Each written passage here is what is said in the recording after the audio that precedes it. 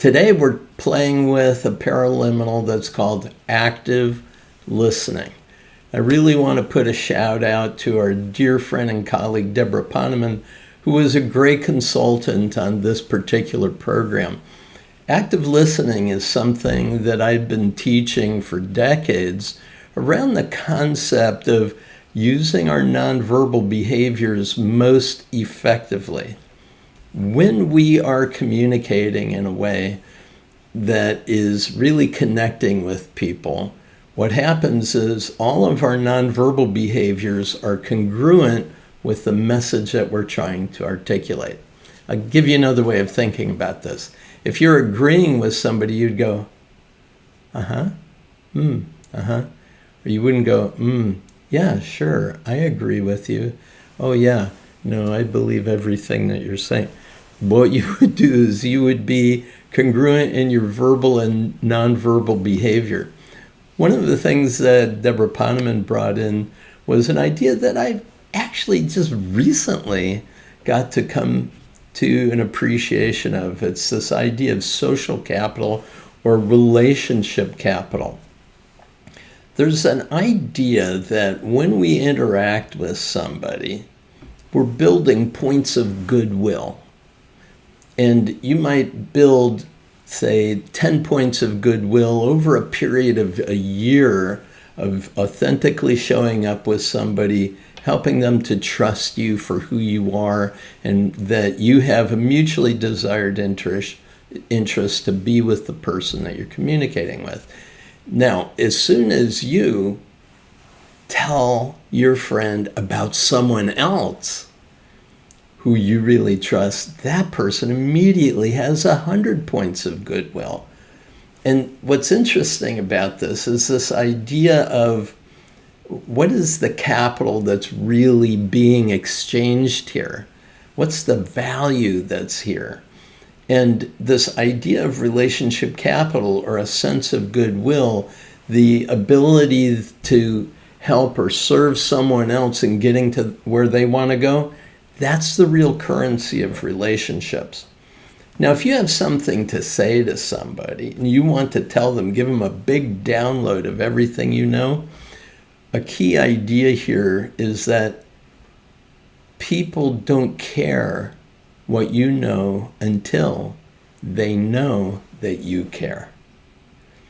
So how do you create a positive engagement with another person in order for that to occur? To let them know that you really care, and to have them really care about what anything is that you might have to say. This is really what active listening is about. Building relationship capital, creating an environment in which there is an honest and authentic exchange of information that will help you be most effective in any interaction that you have with others. And what you're doing during the paraliminals, you're actually practicing that. You're envisioning someone that you would like to have a good communication with, and you're playing that out in your mind using the techniques that are taught during the paraliminal. So in a way, it's stepping into a very resourceful state where you are an active listener. Now, there's really 4 levels of listening that the MIT Dialogue Project talked about. The first level is called downloading. That's where you just data dump to someone else.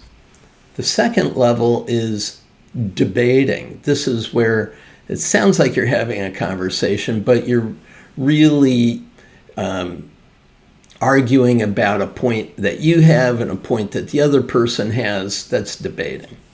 The third level is active listening. This is where true dialogue begins to occur, because you're listening into what each other are saying. And that listening in, that ability, it gives us the ability to think together, dialogos, where we're actually sharing an honest, authentic sharing that's occurring between you and another person. The fourth level of listening, which is something that we teach in the deeper programs of engagement that we have, is something called co-presencing. That's where we discover that the really important thing that's happening between two people is not the sharing that's occurring with what's between our ears. It's what's occurring between our noses. There is a presence of the future that's trying to emerge, and you and the other person simultaneously start getting insight into what's really occurring, what's trying to show up here, why are we together, and how is our being together actually an enhancement for both of us. So it's a powerful level of connecting with another person. You have to be able to have this active listening first. So one of the things that I teach, and I don't know if you've ever heard me say this, but if you want to really attend to someone who is speaking, you want to attend to the message that that person is communicating, a great way to do that is to look at their eyes and look at the gestures that they're doing with their hands,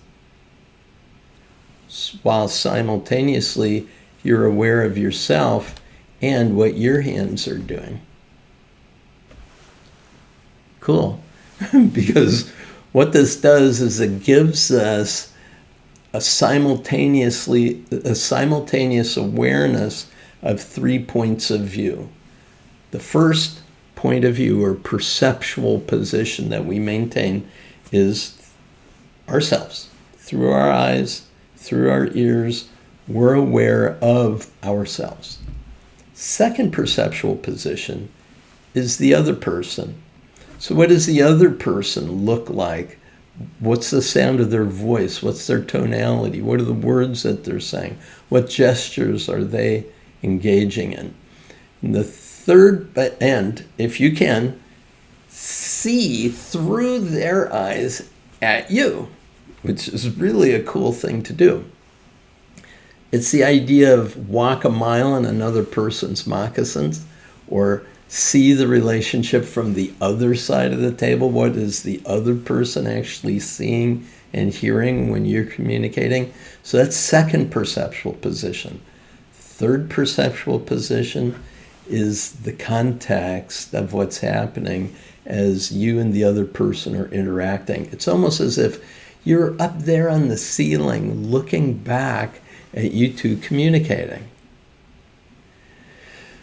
And when you do this little technique of seeing the other person's eyes and their hands while simultaneously aware of your own hands, you have an amazing ability to suddenly be very present.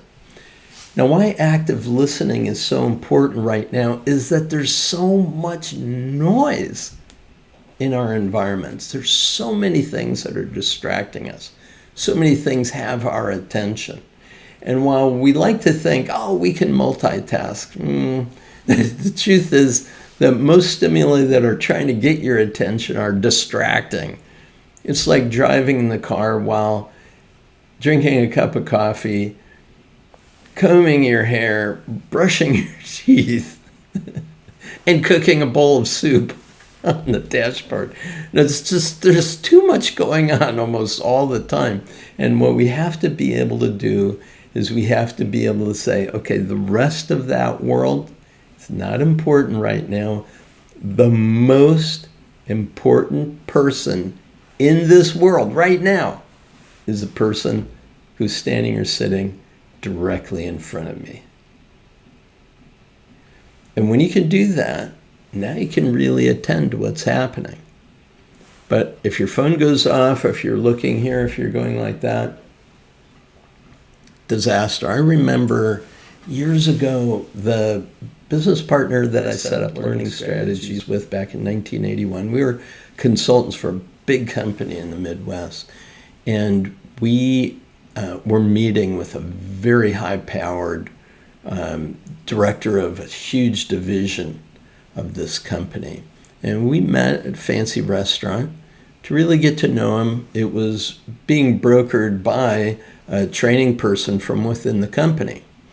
So my partner Mark and I were sitting there, and as we were listening, asking questions and listening to this person speak, somebody walked into the restaurant, and Mark noticed the person and said, "Paul, isn't that John?" And I looked up and I nodded and came back to the person who was speaking. And his face suddenly just went completely blank. Got really angry and just started eating. And the consultant, the training consultant that had brought us in, said, "Jim, is there a problem?" He said, "Well, these young men obviously don't want to hear anything I have to say, so I'm just going to eat my lunch and go." It was that brief of a moment when that person's full attention wasn't being given to him. We were not attending to every word he was saying. He just glanced up like that, and complete destruction of trust. Now, it's interesting that this person actually had a history of doing that kind of thing for others, but nevertheless, it was a dramatic demonstration of how powerfully we are always attending to the complete package of communication that's going on in front of us. And somebody who's going like this, or looking at their phone and they're doing things like that while you're talking, they're not hearing you. And if you're doing that while somebody else is talking, you're not hearing them. You could claim you're multitasking, but I guarantee you're missing things that are being said. So active listening is about choosing to intentionally be in this space where the most important person at this moment is the person communicating directly in front of you, where all of your attention, all of your verbal and nonverbal communication skills are being used to not only listen and actively engage, but also to be able to present information to the other person. It's not to download or not to debate, but to truly dialogue, to share information, to think or to inquire together about the next steps that are desired to be taken at this time. Then we really understand that every relationship that we're in is for a purpose. There is always a mutually beneficial outcome that is being realized when you're communicating with another person. The more attentive you can be to what those outcomes are, what the benefits are, the more your mind, your body can strive to help that purpose be fulfilled.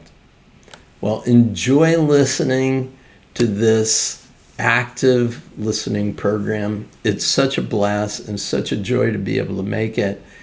We'll see you on the next session. Thanks for joining. Bye for now.